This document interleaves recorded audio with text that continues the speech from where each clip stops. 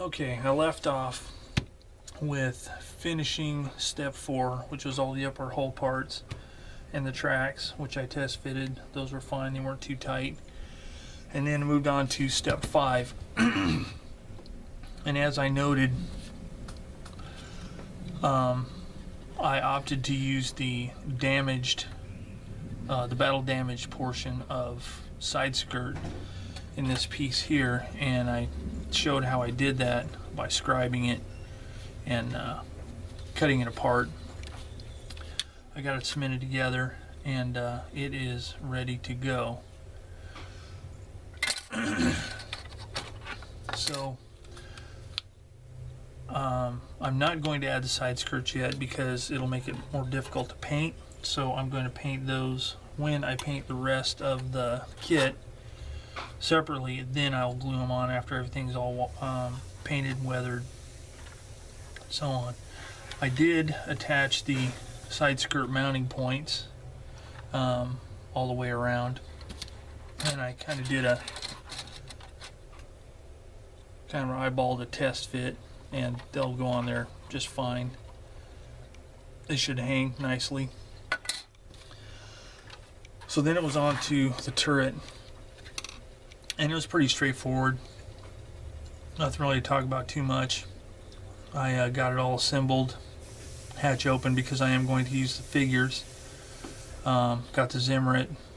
Earlier I'd done the Zimmerit on the front of the turret, and I still have to do a little bit here and here, but that's all the Zimmerit that'll be on there because of the side skirts. The only thing I really had to mess with as far as fit were these side hatches.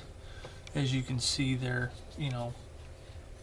two solid pieces, but on the back there were some ejector pin marks that protruded a bit, so I had to sand those down in order to get the doors to sit flush so they looked right. So I got that. So pretty much all of this is done with the exception of the side skirts, which will be done later. So next is step 6, and I have already glued the 2 pieces of the barrel housing, mantlet, whatever you want to call it. I've glued those together, and I've applied the Zimmerit that's supposed to be on it.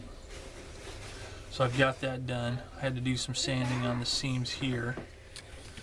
And I've also done the barrel, and the barrel's kind of a weird deal. It's solid, which is unusual for a kit this old, but the muzzle brake, half of it is molded onto the barrel, and you glue the other half of the muzzle brake on the other side. And I don't know if you can see, but it's got kind of a weird seam going on the one side where it glued on here, so I'll have to doctor that up a little bit. But the barrel's together. I'll clean up this seam line and I'll be good. Then all I will have to do for the turret is mount the gun, and then mount the brackets for the side skirts. And again, I'm not going to apply the side skirts yet, so I'm going to go ahead and get cracking on that, then I can move on to the next step. Alright, the top part, I've got the gun finished, and it's ready to go into the turret. And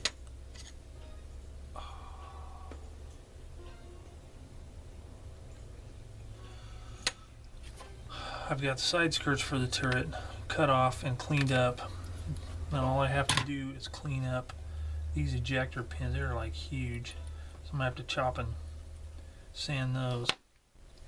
Now I've got all the brackets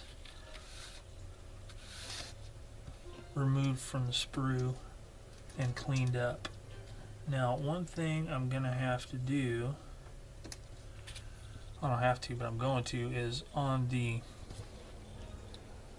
turret skirts there is some door hinges and a divider, and then on the inside there's the latch for the to open these doors in the side skirt so you can get to the doors in the turret. Weird thing is they added this door latch detail, but there's no joint where the hinges would be. So I'm going to scribe those just so it looks a little bit better and cut these off. Then once I do that, I can glue these pieces together and they'll be ready to go, so I can test fit the brackets. So I can test fit the brackets and make sure those are all lined up. Then I can glue those onto the turret, and all that will be ready for painting. So I'm going to go ahead and work on that, make those joints, seams, clean out these ejector pin marks, and come back.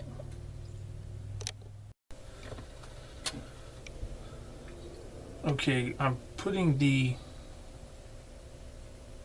turret skirt in place, and I'm going to glue the brackets to the skirt but not to the turret.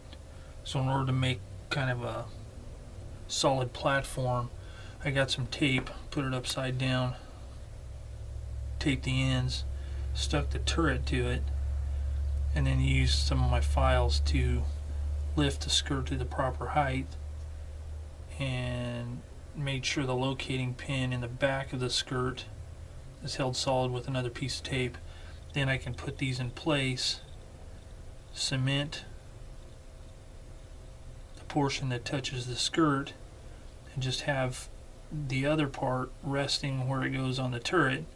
That way once those brackets dry, I can just pull the whole thing off with the brackets in place to make it easier for painting.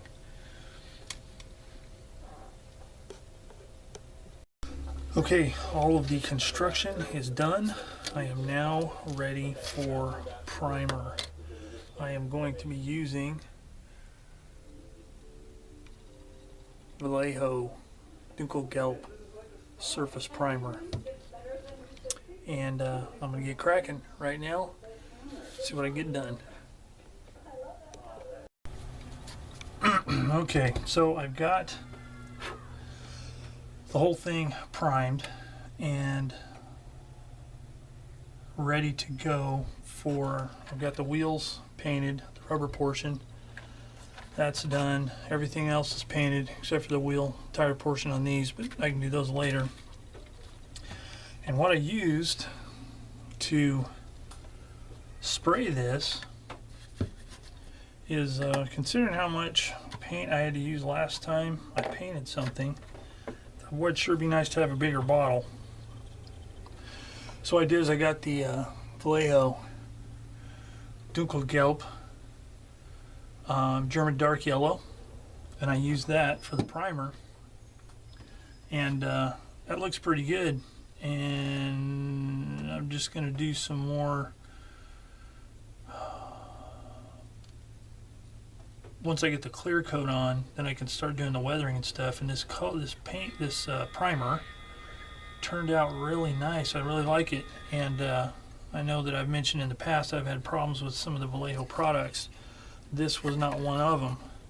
This actually worked really well, and I used it multiple sessions, you know, so it wasn't a fluke that I was able to spray it okay. So far I like it. And the thing is, though, it's kind of was scary, and I heard somebody else mention this in one of their videos, that when you look at it, it looks kind of greenish in tone before it's sprayed. And so I knew I probably better mix it up really well. And what's nice about this size bottle, unlike the little bottles, is I can use my Badger paint stirring device, and I don't have to shake it, so I don't have to worry about the chunks coming off the top that I've talked about before in my videos. I can just use this, take the lid off, get the stuff mixed up really well all the way down to the bottom, so it's nice and, you know, even. And it still had this weird greenish cast to it, but once I got it sprayed on and it cured, it's awesome. It's perfect. So anyway, that is where I am right now. So I think I'm going to end this video here, and the next video I'll pick up with the clear coat, decals, and start the weathering. See you next time.